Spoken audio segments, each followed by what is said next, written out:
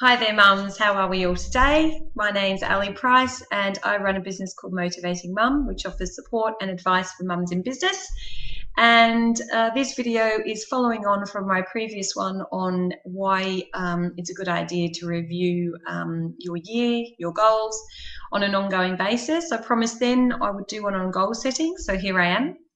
What I'm going to talk about today is, obviously there's a lot of information that you could cover on goal setting. So I just wanted to basically give my top 5 tips for goal setting today, and hopefully they can help you ongoing.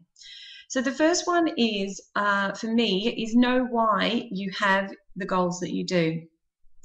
It's very easy to get swept away with business. It's very easy to get swept away with what everybody else is doing. And it's very easy to get swept away with what you think would be fantastic to achieve. But it's not always necessary, these things that you would like to achieve, not always actually necessary for your business. For example, you might have a goal to get into a particular magazine just because maybe you like the idea of being in that magazine, or, you revere that magazine. But if you know why you have the goals that you do, then this will allow you to determine whether you actually should be in that magazine. So, for example, your goals might be to target a particular target market, but when you look at the target market that magazine has, it might not be a match. So it's really good to understand why you want to achieve the goals you do, because it will really help you set very effective and very pinpointed goals and really get you going where you need to and where you want to more efficiently than just chasing after any old star that, happens to shine brightly for you. So the next tip for me is to break your goals down once you have them into very small achievable pieces. Obviously, there are many reasons for doing this. If you have them in small achievable pieces, it makes it seem easier to take on each step as it comes along, as opposed to just looking at this massive goal at the end and saying, I can't do that. It also makes it easy to achieve because it's a step-by-step process then. For me, the main reason I love breaking my goals down into little pieces is that I then schedule each of those pieces in my diary, and then I can then forget about them.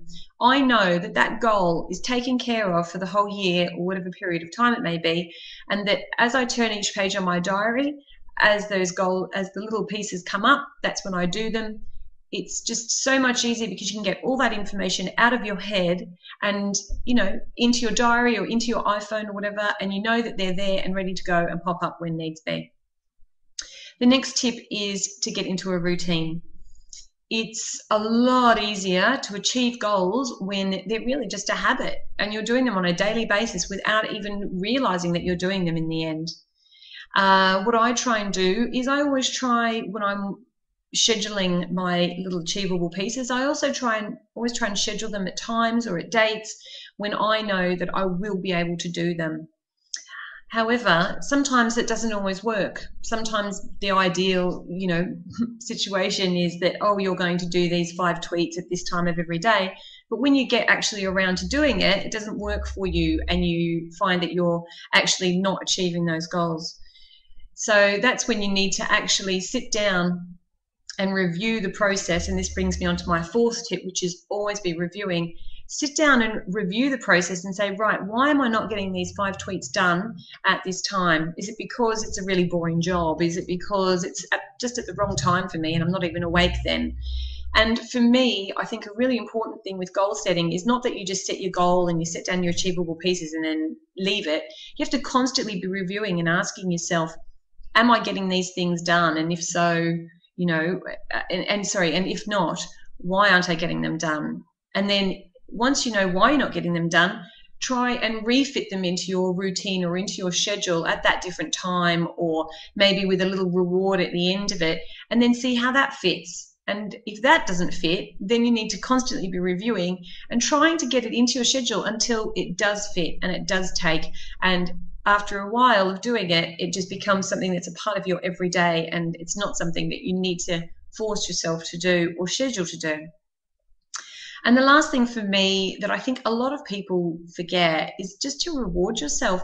And this could be as simple as just acknowledging when you've achieved a little bite-sized piece, or acknowledging when you've achieved your goal, and patting yourself on the back and saying, geez, do you know what? You did a really, really good job then. And because you've achieved this, this is the outcome that you've actually created for yourself. And when you reward yourself, it makes you more eager and more keen to go forward and do more. You might even want to take it a step further and reward yourself with a cup of tea and your feet up and a magazine, which is about all I'd have time for these days. Or to go out on the town with your girlfriends or your husband or your boyfriend and just have a really good night of it, and really acknowledge that you have done a great job achieving that goal, no matter how big or how small. So I would say that they would be my 5 top tips for goal setting. I find that, you've got all your usual, usual goal tips for achieving goals, but when you add these on top of it, it just helps make them stick a little bit better, and hopefully they will for you too.